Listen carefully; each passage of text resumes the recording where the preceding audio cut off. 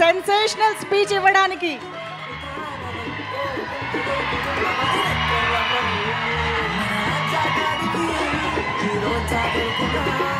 అందరికీ నమస్కారం. ఒక 7-8 సంవత్సరాల తర్వాత నాకు కిక్కినిచ్చిన సినిమా ఈ లిటిల్ హార్ట్స్. భగవంతుడు సాక్షిగా చెప్తున్నాను, లిటిల్ హార్ట్స్ సినిమా ముందు ఈ అబ్బాయి పోస్టర్ కూడా నేను ఎప్పుడు చూడలేదు.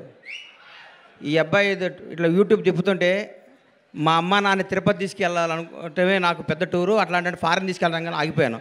ఎందుకంటే నన్ను అమ్మా నాన్న లవ్ చేసేవాడు అంటే నాకు అంత ఇష్టం, అక్కడ ఆగిపోయాను. సినిమా ఇండస్ట్రీ కష్టాలు, కన్నీళ్ళు, బాధలు అన్నీ ప్రిపేర్ అయ్యి రావాలి. ఎవరో కొన్ని 100 కోట్లకు ఒక ఆయన ఉంటాడు, ఒక స్టార్ కామెడీ కొడుకుగా పుడతాడు, ఒక మెగాస్టార్గా బామ్మర్తిగా ఉంటాడు, ఒక ఐకాన్ స్టార్కి తండ్రిగా ఉంటాడు. అట్లా ఒక 100 కోట్ల కూడా ఉంటాడు. అందరూ అట్లా ఉండలేరు, మన అందరూ కష్టపడాల్సిందే తప్పదు. అట్లా ఎప్పుడు కాలు మీద కాలు వేసుకుంటాడు. ఆయన ఎవరికి అందుబాటులో ఉండడు, ఆయన ఎవరు అనుకుని ఆయన అందుబాటులోకి వెళ్తారు. అది జీవితం అంటే. అంత మహర్జాతకు నా జీవితంలో నేను చూడలేదు, ఇక చూడను కూడా.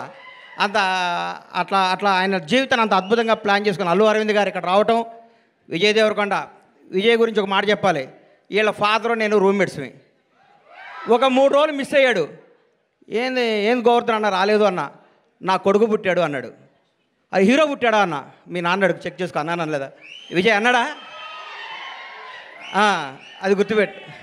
నా జీవితంతో నేను ఏదైనా అంటే అవుద్ది, నాకు అబక్కన అట్లా వస్తుంది. నేను అంత ఎమోషన్ పర్సన్ని. ఈ లిటిల్ హార్ట్స్ గురించి మాట్లాడతా. సరే, ఓజీ గురించి చెప్తాను ఒక నిమిషం. ఈ భారతదేశంలో ఉన్న కొంత కోట్ల మంది అభిమానులు, నేను ఒక అభిమాని. తిరుపతి దేవుడికి రోజుకు 1,00,000 మంది భక్తులు వచ్చి వెళ్తూ ఉంటారు. ఆ 1,00,000 మంది భక్తుల్లో కూడా నేను ఒకడిని. నేను ఒక్కడనే భక్తుడిని కాదు, నాలాంటి కోట్ల మంది భక్తులు నేను ఒకడిని. మీలాగా నేను పూజిస్తాను, మీలాగా నేను ప్రేమిస్తాను. నేను మీలో ఒకడిని, మీకంటే నాకు ఏ ఎక్కువ క్వాలిఫికేషన్ లేదు. ఓజీ బ్లాక్ బస్టర్ అవ్వాలని మీతో పాటు నేను కోరుకుంటున్నాను. అది తప్పకుండా బ్లాక్ బస్టర్ అవుద్ది. అంతే. Thank you. ఈ సినిమా గురించి మాట్లాడతాను. చిన్న సినిమా చచ్చిపోయింది, మా ప్రస్థానంలో అంత్యక్రియలు చేద్దాం అనుకుంటున్న తెలుగు ఇండస్ట్రీలో కథతో తీస్తే సినిమా హిట్ అవుద్ది, బడ్జెట్తో కాదు నిరూపించింది లిటిల్ హార్ట్స్. 2.5 కోట్లతో సినిమా తీశారంటారు. ఇప్పుడే నితిన్ మన సాయిని అడిగాను, ఎంత బడ్జెట్ ఎల్గాట్ చేశారని. 2.5 కోట్లు అన్నారు. ఒక పెద్ద సినిమా షెడ్యూల్ వేసుకొని 3 రోజులు షూటింగ్ క్యాన్సిల్ అయితే 2.5 కోట్లు అవుతున్నాయి. ఈ రోజుల్లో 2.5 కోట్లతో 50 కోట్లు కలెక్ట్ చేసే సినిమా తీశారంటే hats off to Little Hearts team. మిమ్మల్ని చూసుకొని పెద్ద పెద్ద దర్శకులు, నిర్మాతలు ఇంగ్లీష్ ఆటాడు సిగ్గుతో తలంచుకోవాల్సిన రోజు తీసుకొచ్చారు మీరు ఇండస్ట్రీకి. నిజంగా ఇక సినిమా చూడండి, చిన్న సినిమా చూడండి, పెద్ద హీరో 500 కోట్ల బడ్జెట్ ఉంటుంది తీస్తారన్న రోజుల్లో 2.5 కోట్లతో యావత్ తెలుగు ఇండస్ట్రీ, తెలుగు సినిమా, తెలుగు ప్రజలందరినీ థియేటర్కి పరిగెత్తించారు. నేను సినిమా థియేటర్కి వెళ్ళి దాదాపు 5-6 సంవత్సరాల నుంచి నేను ఒక థియేటర్ ఎగ్జిబిటర్గా, నా థియేటర్ కూడా నేను సినిమాకి వెళ్ళలేదు. ఈ మధ్య నాకు ఫస్ట్ డే సినిమా చూడాలనిపించింది, మిరాయి సినిమా. ఆ రోజు వెళ్ళాను. ఈ సినిమాను లవ్ చేశాను. ఇవాళే ఈ సినిమాకి ఫంక్షన్ రావాలని ఫిక్స్ అయ్యి వంశీని అడిగాను, వంశీ కొద్దిగా టికెట్ చెప్పా సినిమాకి వెళ్తానని. మా థియేటర్లో ఆడుతుంది, నాకు కుదరలేదమ్మా, క్షమించు. సినిమా చూస్తే దీని అమ్మ ఇది కదా సినిమా అంటే, ఇట్లా ఉండాలి కదా సినిమా అంటే. ఇది వాస్తవం, సినిమా కాదు. మా నాన్నకి నాకు జరిగిన స్టోరీ ఇదంతా. మా నాన్నకి ఇటు చెప్పిన కంటే ఎక్కువ అబద్ధాలు చెప్పేవాడిని, నేను అన్ని అబద్ధాలు చెప్పేవాడిని.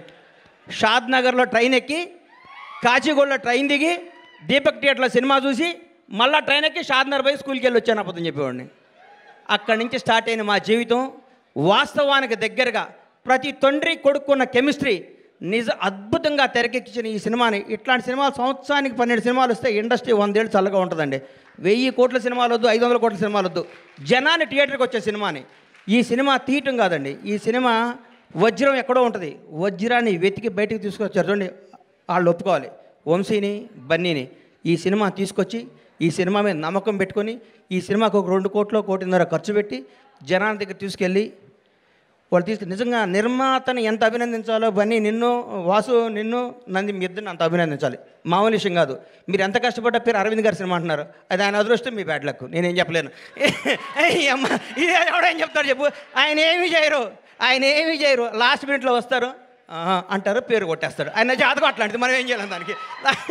అది ఇట్లాంటి సినిమాని ఇట్లాంటి సినిమాని ఈటీవీ విన్ మహానుభావుడు గౌరవనీయులు రామోజీరావు గారు ఏ బ్రహ్మముహూర్తాన ఈటీవీ సంస్థని, ఈనాడు స్టూడియోని, రామోజీ ఉషాకిరణ్ మూవీస్ని స్థాపించారు. కానీ ఎంతమంది గొప్ప నటుల్ని మౌన పోరాటం దగ్గర నుంచి, మయూరి సినిమా దగ్గర నుంచి, ప్రతికంఠ సినిమా దగ్గర నుంచి, ఒక 25 ఏళ్ల ముందు నువ్వే కావాలి సినిమా దగ్గర నుంచి కొత్త టాలెంట్లని, కొత్త భక్తుల్ని పరిచయం చేస్తూ ముందుకు తీసుకెళ్తూ ఎంతోమందికి జీవనోపాధి కల్పించిన రామోజీరావు గారికి హృదయపూర్వకంగా దివిలో ఉన్న రామోజీరావు గారికి మనస్ఫూర్తిగా శిరస్సు వంచి నమస్కారం చేస్తున్నాను. ఈటీవీ సంస్థకి అలాగే చేస్తున్నాను. కొత్త కాళ్ళని ఎంకరేజ్ చేస్తూ కొత్త క్రీమ్ని బయటికి లాగి అందరు టీం అంతా చేసినాక లాస్ట్ మినిట్లో వచ్చి నవ్వుతూ అని అరవింద్ గారు కూడా ఈ సందర్భంగా కృతజ్ఞత తెలియజేస్తున్నాను. నవ్వకండి సార్, వాస్తవం సార్. మీ షర్టు నలగదు, మీ మనసు నలగదు, మీ హెయిర్ స్టైల్ మాలదు, మీరు మాత్రం డబ్బు సంపాదిస్తుంటారు. అది మీ అదృష్టం, దానికి ఎవడం చేయలేడు.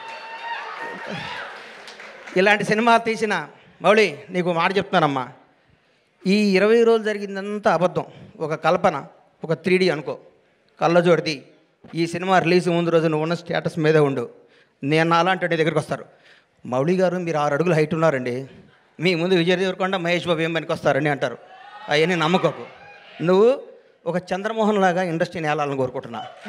గ్రేట్ లెజెండరీ యాక్టర్ చంద్రమోహన్ గారు ఏమి సినిమాలు తీశారు, చచ్చిపోయేదాకా యాక్ట్ చేశాడు.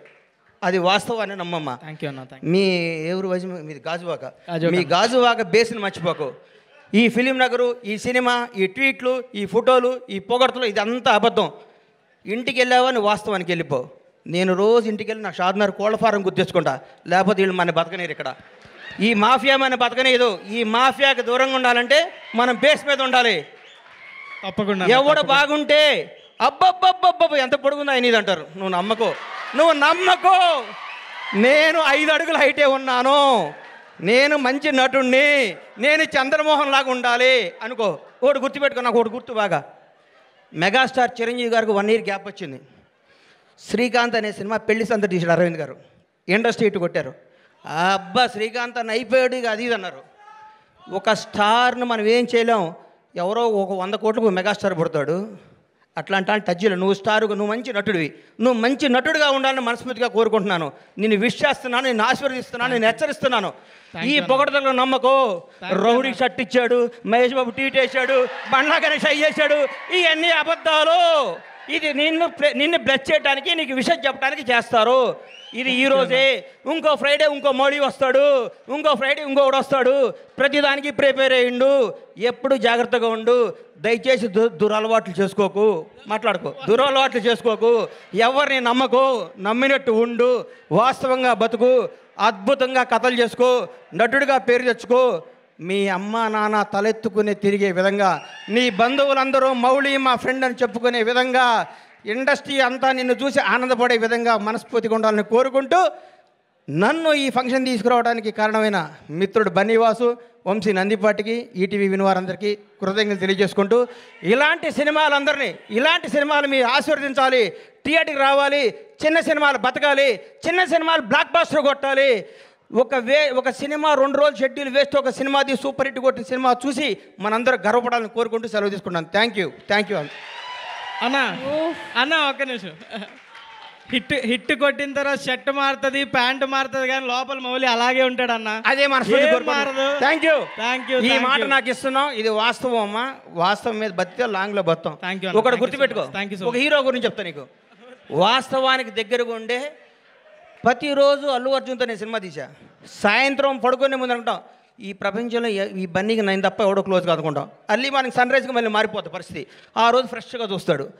అల్లు అర్జున్లా బతుకు, టాలెంట్నే నమ్ము, టాలెంట్నే ఎంకరేజ్ చేయి. ఇక్కడ ఎవడో రిలేషన్ కాదు, నీ టాలెంటే నీ బంధువు, నీ